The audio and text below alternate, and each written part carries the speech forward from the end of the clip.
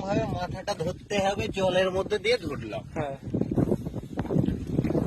ওই দেখো, ও দেখো মাছ। আর এটা কি, এটা কি, এটা কি? ওরে মাছ! এইটা কি বন্ধুগণ, এই দেখতে পাচ্ছ মাছ বাঁধানো যতটাই না ভালো, তার মজা হচ্ছে এইখানে, মাছের মজা এইখানে। এটা হচ্ছে সব থেকে বড় মাছ। দেখো, মাছ চালানোর মজা তো এইখানে। বেঁধে গেছে। এটা কি, এটাকে দেখতে পাচ্ছ? দেখো, সাপ ছাড়াতে গেলে কি করতে হয়, প্রথমে আমার ভিডিওটা করতে হবে।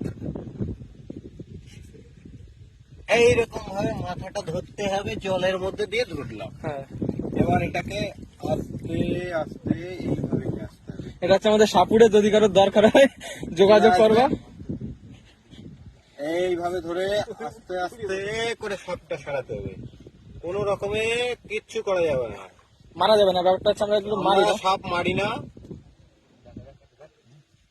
এই যে মাথাকে ধরে নিয়ে যা।